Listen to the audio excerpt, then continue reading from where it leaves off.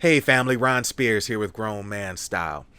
I am excited about this interview because this is with one of my favorite people. His name is Omari Sankofa, and he is the Scoutmaster at my church. But more importantly, we're about to show you what Grown Man Style is all about. The ability to conversate on many different range of topics. We're going to talk about a cultural revolution as it relates to hip hop and other music, the ghettoization of black culture. We're going to get into social justice and how you can do that while raising a family, being a father, being a husband, and most importantly, being a mentor to the next generation and the toll that that can take. So get ready for this one, folks. Omari Sankofa right after the jump.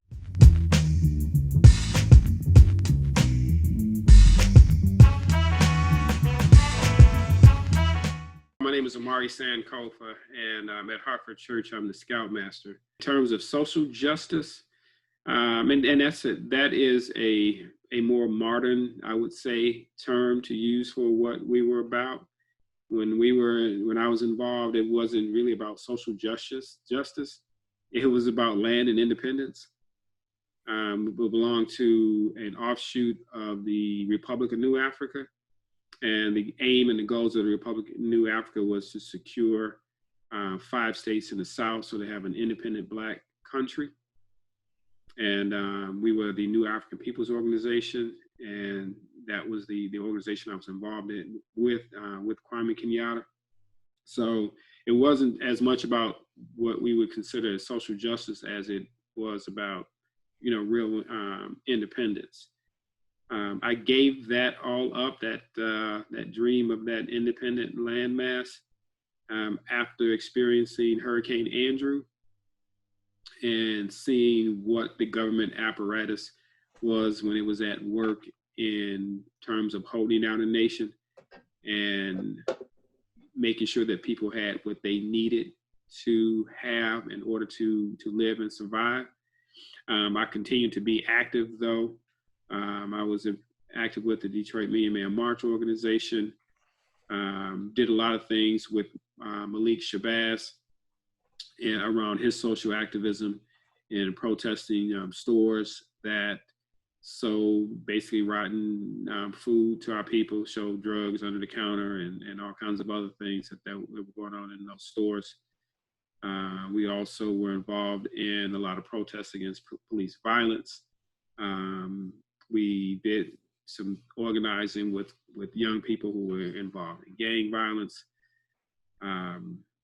So there's just a plethora of different organizations I was involved with, and then finally, coming into scouting, and that's what I primarily have been doing for the last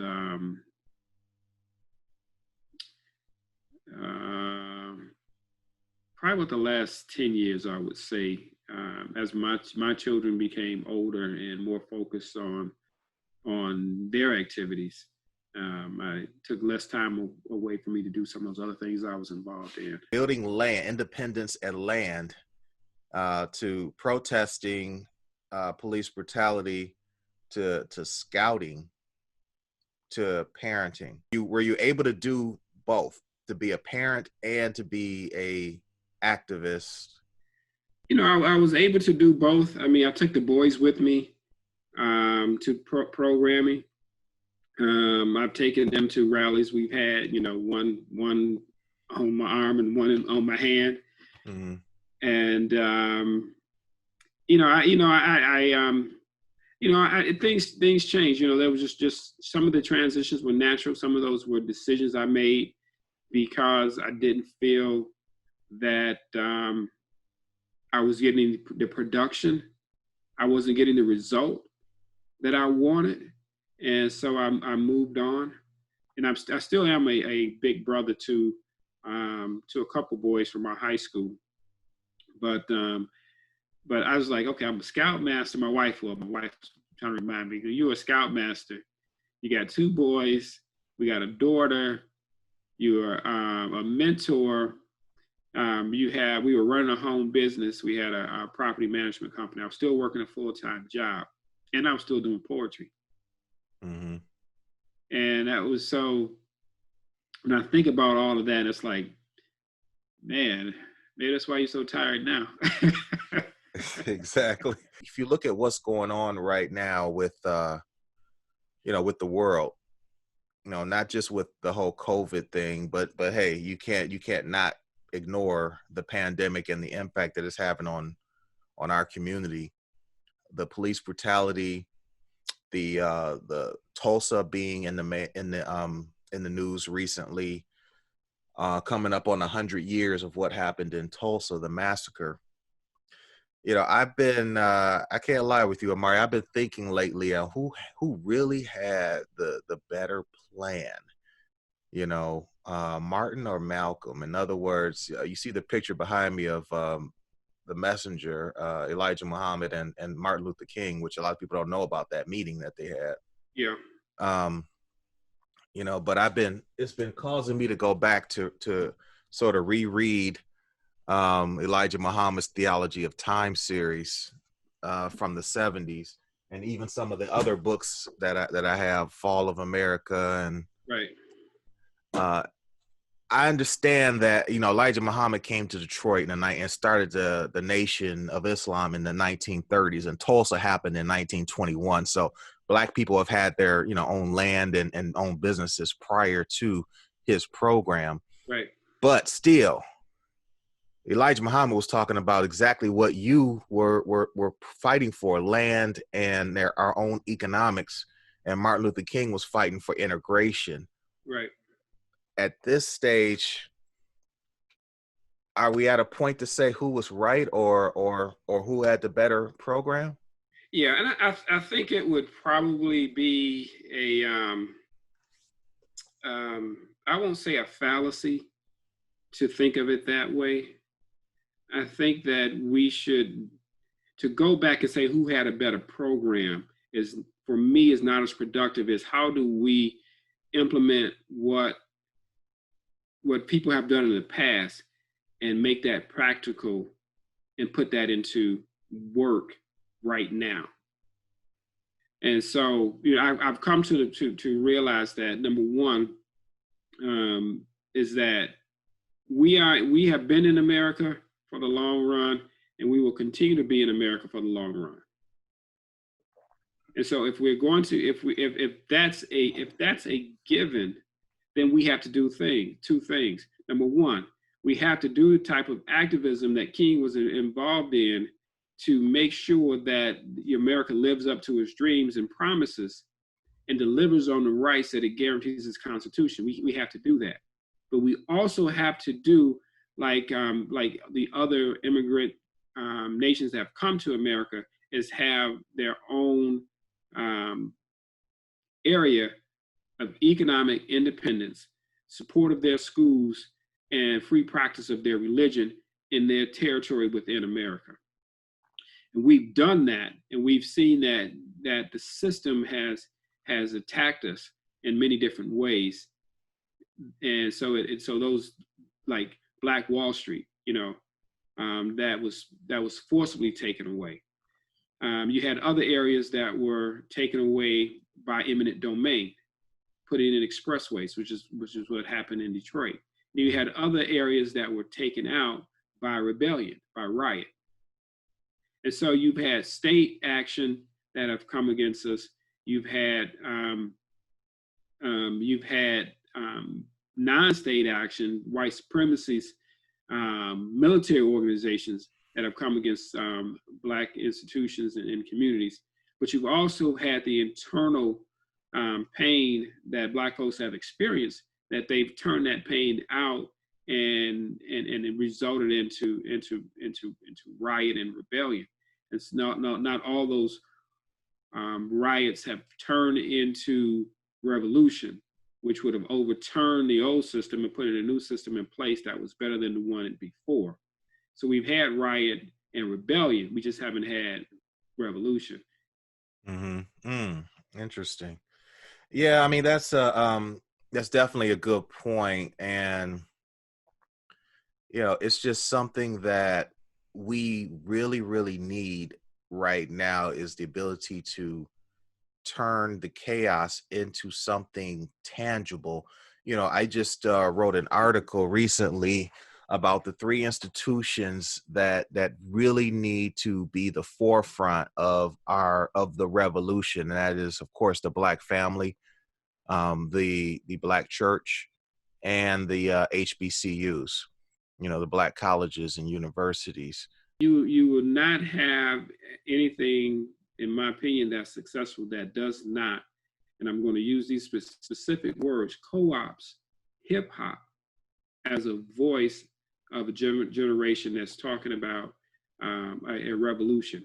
And I'm not, and I'm not talking about a guns and ammo and fire revolution. I'm talking about a cultural revolution. And that cultural revolution will not take place effectively if hip hop isn't harnessed in a way that its power is unleashed for the production of change. So when we look at all these different movements, going back to our very early development in this country, music was central to our development, whether those, quote unquote, slave songs, whether they were the songs that our people use who are in chains, all the songs that came out of the Harlem Renaissance era, jazz. I mean, jazz was rebellion, and in its essence, for me, it was rebellion. The blues was, it's talking about our pain, but it was also, it was rejection of the traditional way of expressing what you feel. Mm-hmm. And so, then you go into the Black Poets era, and that's lined up with Gil Scott-Heron, the Last Poets, and other kind of beat poets that were going on during the day. Motown, there was rebellion in Motown. Stevie Wonder said, "Hey, look, if I can't express myself in a way other than this happy joy that you all want to talk about, then I'm leaving." And he left so he can do more progressive music. Was Marvin with Motown when he did what he did, or was he with a different label? He had to fight to do that with Motown, and that is a monumental piece of music there that will live, well past our time. And so, so you have to harness the music as part of that cultural change. And there's a lot of things that are coming out of the music now that are not productive. They're counterproductive, counter-revolutionary. Controlling the narrative and the rhetoric is one of the key aspects of nation building. That's been, proven and documented. And then it's also a means of suppressing folks. And so, you mentioned that you're a poet. I'm a poet as well, and I'm sort of transitioning a little bit more into a storyteller. Yes. But I wanted to kind of get your perspective on what, if any, is the difference between, a poet, a hip hop artist, a storyteller, the African griot. Is there unique differences in that, or is it all kind of one and the same? It's context. Mm-hmm. Really, and because they're all dealing with the spoken word. Even music, if you just have an instrumental, it still is an expression of the internal man or woman on the outside. Mm-hmm. And it speaks to you on a different level than even that we're having this conversation now. We can have this conversation and it can be very, enriching and enlightening. And I can go put on Buffalo Soldiers, and it's a whole other story. I'm vibing in a whole different way. Yeah. So I think it's one of the thing, one and the same. I think that on a subliminal way, it prepares you to go out and do some things that you might not have otherwise done. And the same way, and I work with young people, and I would ask them, okay, tell me what song gets the party hype, and so every generation I dealt with had a song that got the party hype. And you had a song in your generation, I had a song in mine that got everybody hype. Mm-hmm. When I started dealing with young people around these issues of violence, I said, okay, tell me what song would start the fight. And so they could tell me the song that would start the fight. Mm-hmm. And they say when that song came on, you know what, it was on. And inevitably somebody would get and involved into violence. And so that the music has a great impact on us. That music in the church, that music in the street.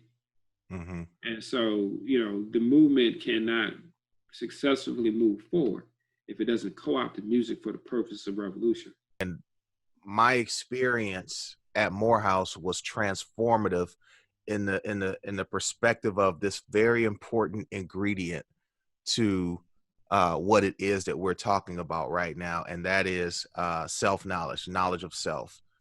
Yeah. That was drilled into me freshman year. And people, you mentioned immigrants coming to America. They're coming from their own culture, Yeah. and their own history, their own traditions, and all of that. And they're coming here and trying to fit in. Yeah. We did not have that luxury. Right. We were forced here and then sort of, deprogrammed. And so there has to be sort of an awakening within us to know who we really, really are as a people. And so that can translate into what it is we're doing, so that we're not just protesting against something just because somebody's foot is on our neck. Yeah. We're protesting based on, look, don't treat us. I am a man. No, I am a king. You know what I mean? It's sort of that perspective. And so that was one of the main things that I got freshman year at an HBCU. Yeah, there has to be a countervailing win that comes out of a youth movement to take control of hip hop, and takes it where, selfishly I say where I think it should go. The artists will take it where they will, but I think that there's no problem in forcing a foothold of consciousness, and that there's a foothold out there of consciousness, but in a lot of ways that even that has been bastardized and overtaken by what I would call ghetto elements. There are elements of what I would call ghettoization that are at play in the community. And I started to talk about this when I was still very much an activist. And and I would say, our culture has been ghettoized. And what I meant by that is that we were starting to elevate ghetto as the epitome of Black culture. And so when we start looking at like the Blaxploitation films, so I understand them very differently now than I did when I was younger. Superfly, for an example, really talked about the destructiveness of the of pimping, of the ghetto, but at the same time, it idealized it in a way that the message that it put out that was counter to that lifestyle became very sexy. The soundtrack became very, very, very sexy, and it wasn't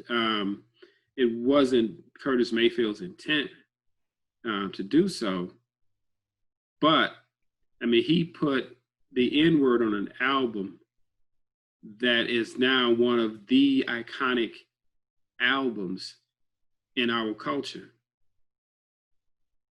Mm-hmm. And so, but and so that was a doorway to, if you will, a doorway to making the N-word even more popular and widespread than it was. But when I started to really peel back the onion on the use of the N-word, which I think is part of the ghettoization process, is that I watched the jazz series by PBS, Ken Burns. Ken Burns, yeah. Yep. And so there's footage of Louis Armstrong, and they're joking around, and he's using the N-word, right? And so that the N-word is another word, the B word, are very pervasive in our culture, and it has pervasiveness in our history. But those, for me, are kind of like the fulcrum for the intro of the acceptance of ghettoization as a standard bearer for our culture. And so you have both of those things present in blaxploitation movies, which it had not been heretofore. And that now it becomes elements of culture, right? It's been codified. Bitches all the way through those Black exploitation movies, as is the N-word. Richard Pryor comes along, and it's to a whole nother level now, because his albums are selling out. Everybody is exposed to it now. And it's slowly but surely becoming part of the culture. And the same thing with using the B word. I mean, that was, he used it constantly and regularly. Let me pause there and say, part of our job as leaders and activists is to filter behind sort of what things can we put on us versus what things are. Conspiracy theory is not a popular thing, but you kind of have to understand what's going on in order to process it and say, yeah, no, that's not really good, but that's on us. Or is that, or certain songs being allowed to hit the distribution channels that has certain messages to control the narrative, or is that just pretty much on us making ghetto the new, replacing our Africanness with our ghetto-ness? Yeah, and I think that the two have been at war with each other. Du Bois talked about our two-ness. One Black, one America, two souls warring against each other. And I think that's our biggest struggle of dealing with America. The internal struggle is the struggle of us being our African selves and our ghetto selves, right? In Color Purple, you see the sister, right? Mm-hmm. Yep. And she's dealing in, she's being called back to the church at the end of the movie, right? She's coming back to be reconciled with herself. So this is this internal struggle with this one set of lifestyle that has been set up, and then this other way of doing things.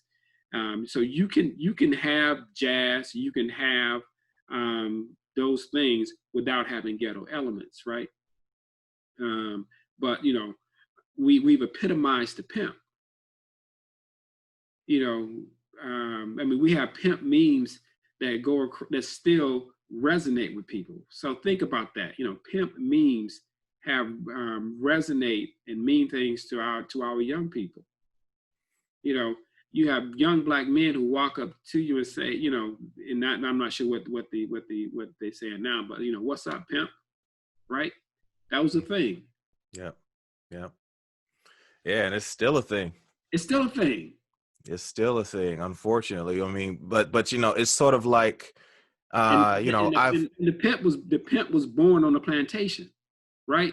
Pimping comes out of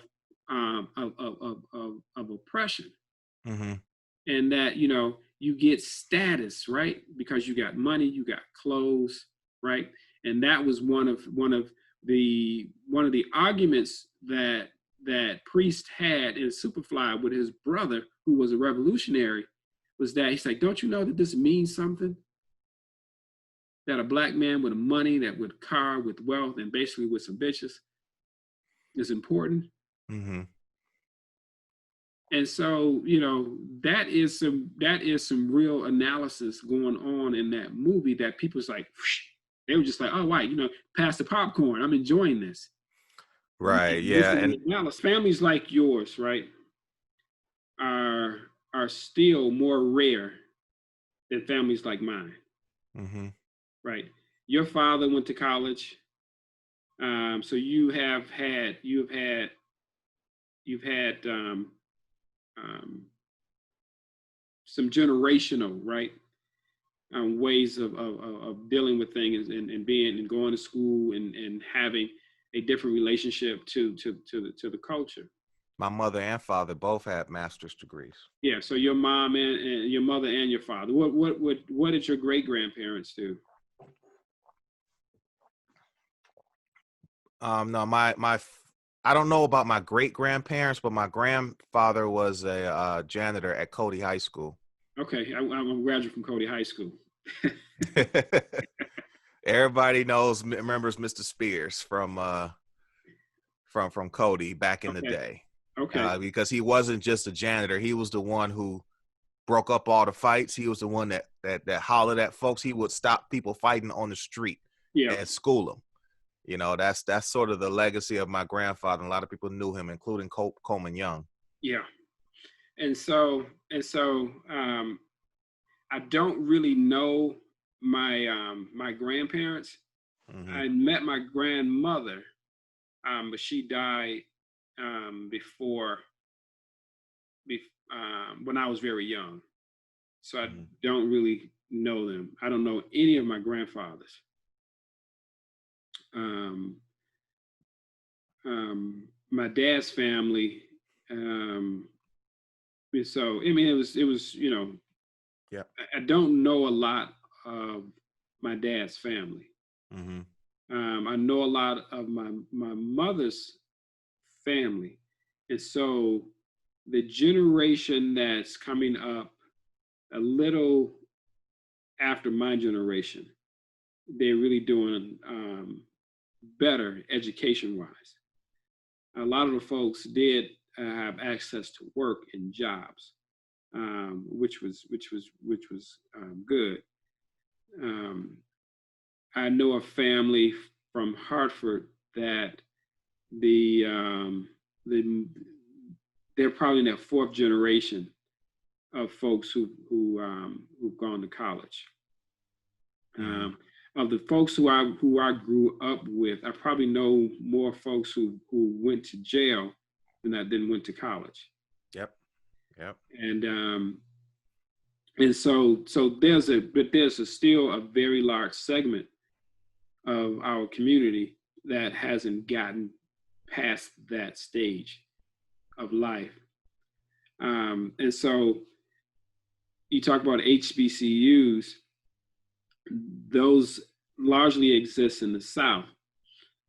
And so there's not as much access to HBCUs. And so there's this there's this this there's still even some of the folks I know who went to HBCUs, they don't have the consciousness that you have. Mm.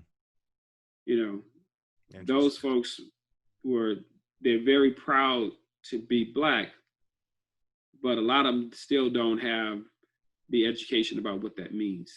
Yeah. And that's that we're not monolithic thing, because I graduated and know, you know, a bunch of the different aspects. And so it's sort of like I guess it's an expectation. It's not a disappointment. It's I understand there were always many types. Yeah. And you know, if you go off and do well and be successful on your own, that is still a good thing. Yeah. It's just we were taught to do that and help the community. In your experience working with young people, what would you say is the two or three biggest things that are impacting their quality of life as working adults? I would say the biggest thing has been parents. Mm-hmm. And I say this because I've seen the boys. So the boys who've had the most difficulty, has been the ones whose parents were in some way unstable. And it's either because it's been a single mom, it's been because there's been maybe a divorce, maybe it's because there's been, a breakup, absent a divorce, an absence of the father. I think about those things. And so those things, the parenting situations, my experience is that made them vulnerable to those other things. Mm-hmm. And so the instability in their lives made those other things entryways. But I've seen some boys who had the stability that they needed. They've had the support they've needed. And this is what I talked about, the ghettoification, that the idea of what it meant to be Black overrode what they had been taught. Including what you yourself have taught them, not just what they got at parents or in school. Including that, yeah. And that's the part that, and I've had young men that I taught, and I know I taught them differently, but they went another way. Yeah.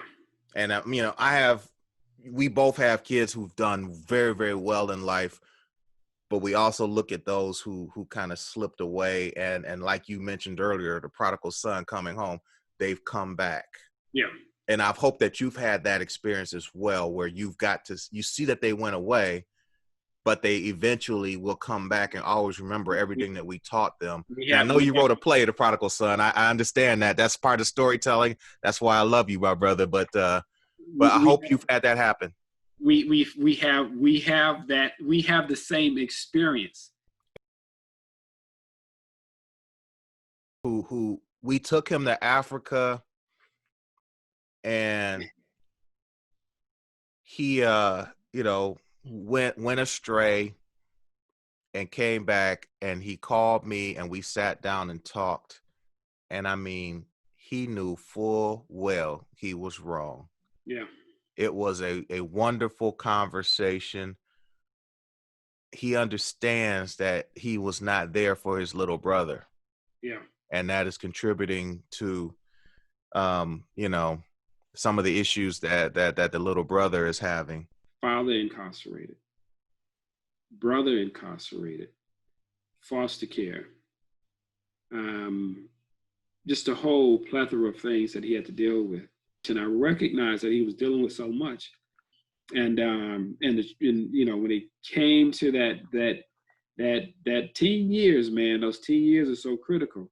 And he started to get into more and more trouble, but that's all that was an expression of the disruption that he had lived.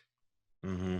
And I talked to Daryl a couple of days ago, and he was just saying, he said, Mr. Sankofa, he said, I'm doing real good. He's just recently got engaged.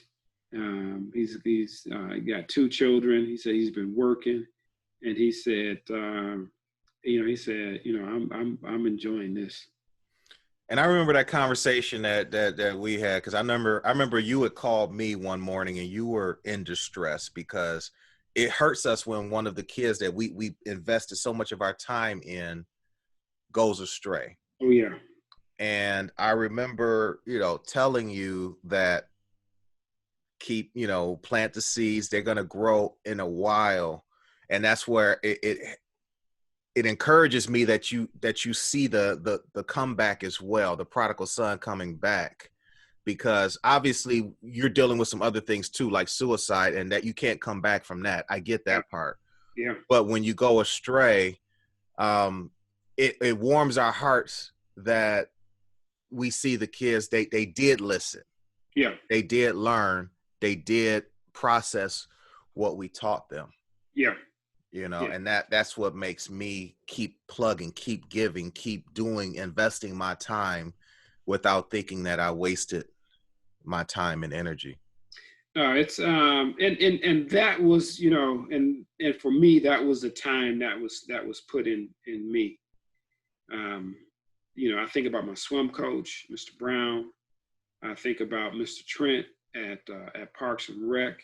I think about the lifeguards, Do-Rod and Carlos.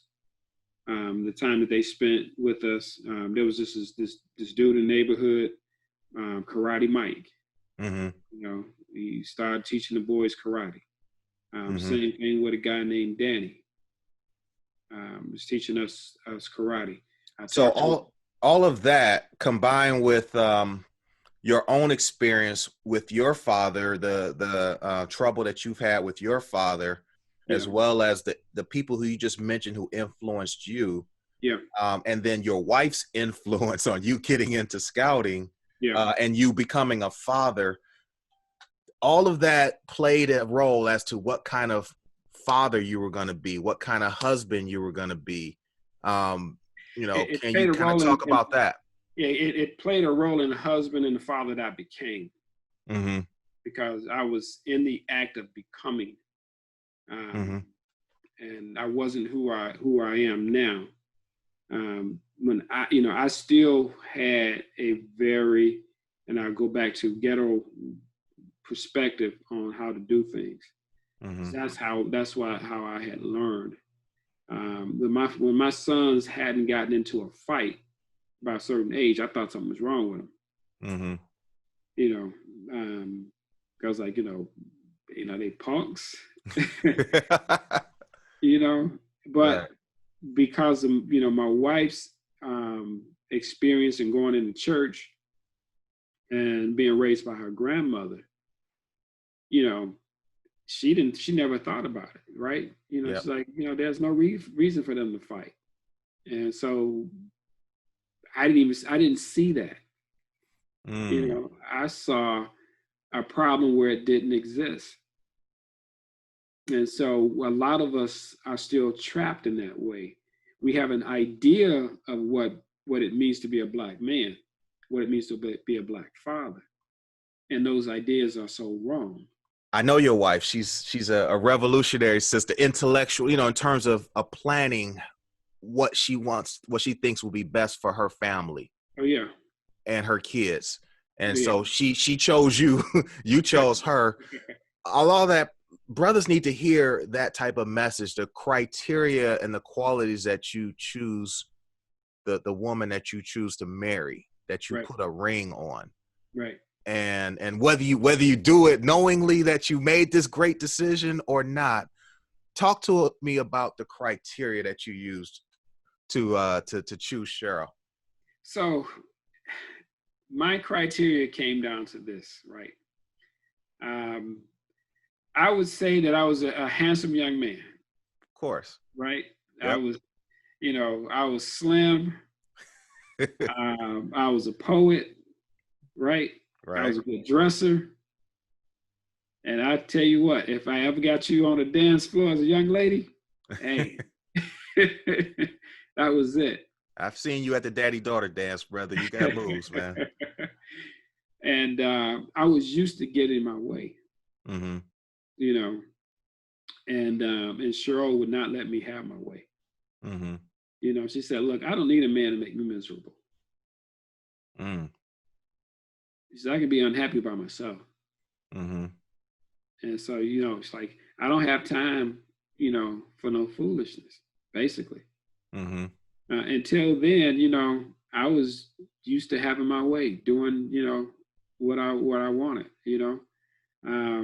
I tell like, if I have conversations with young women now, I say, you need to avoid young men like me. I said, my friends were dogs. You definitely need to avoid them. I wasn't a dog, right? But I was out for fun. I didn't know what I wanted. And I didn't necessarily that I didn't care about you. I cared about you deeply, right? That doesn't mean that I always respected you and your needs and your desires. Mm-hmm. I say you have to be the defense against that. Yep. Yep. Because young people don't necessarily are advanced in their maturity yet. They don't understand those things, especially if they haven't been raised in a way that those things have been placed before them and they've at least considered them. I hadn't even considered them. Well, we're fighting that ghetto culture, but also the criteria that we choose and the women that we admire and love controls the criteria that we think make the best woman for us, and that may not necessarily be the same thing. I would phrase it is this, I would say, what does it mean to be a real brother? And that's what I relate to grown man style. So if I translate into language that I relate to, okay. Mm-hmm. So to be a real brother is to take seriously your family, and sacrifice for your family. And sacrifice for your family doesn't necessarily mean that I'm going out there and put on the line, I'm gonna die. No, it means that, you know what? There's some things that I would like to do that I'm not gonna do, mm-hmm. because that's about me, right? It's not about my family. Yep. So that's what it means. It means being serious about your community, mm-hmm. Which means sacrifice. Yep. There's a lot of men who've been fathers and are involved in our scouting program. You went to camp with us, right? Yep. Several times. There's fathers who never went to camp with us. And they basically gave the care, custody, and control of their sons to us, not really knowing who we were, right? Yep. We some good dudes, and that's a beautiful thing, right? Yep. But we could have been all kind of things, and they would never have known, right? Yep. Their sons got old, and then they say, yeah, you know what? Guess what happened in camp? Exactly. They were not present. And that's the problem. You have to be present with your children, right? My wife has reminded me sometimes that, sometimes you get selfish, you want to do some things that you want to do, right? Yep. Yep. And she said, but you can't, you got a family. And so I thank her for those things, right? Otherwise, you might have done it anyway. Might have done it, right? Yeah. Because I was used to it. I was a DJ. You know what DJing is like? Absolutely. Late at night, getting all that attention. I'm a DJ. I'm a poet. I can dance. I can't sing. If I was sing, I don't know. I might not have got married. and the well-dressed aspect as well. And the well-dressed aspect. Always clean. Exactly. So you submerge all those things for the advancement of family. And that's real. Mm-hmm. Because our faith tells us that we are we're eternal, right? That's what our faith tells us. Our body tells us that we are transitional. Absolutely. Right? And so you have to choose how you're going to transition. Are you going to transition with your family strong and intact, and that is your legacy? Or are you going to transition selfishly, right? It was all about you. And so if it's all about you, when you die, everything else is gone. It's dead with you. If it's about everything else, then guess what? You live on. So there's one tradition that says that now say somebody in the Bible lived 400 years, and that was actual, right? Mm-hmm. Another tradition that says that, well, we're not talking about actual years in 400 years. We're saying that their names lived on for 400 years because of what they did in life. Yep. And so Malcolm isn't dead. No way. King isn't dead. That's right. Du Bois isn't dead. Elijah Muhammad, isn't dead. That's because right. What they did in life mattered. He's on that mothership, Ezekiel's wheel. and which just goes back to the music as well. I mean, translating the messages down, but no, I mean, this has been really great, Omari. I really appreciate you doing this and answering the question. And brother Dwayne Eason forced me into, and I hate to say forced me because it's something I should have been doing a long time, but Dwayne Eason used to always say, Ron, brother, I love you. And Omari, brother, I love you, man. Hey, I love you too, brother.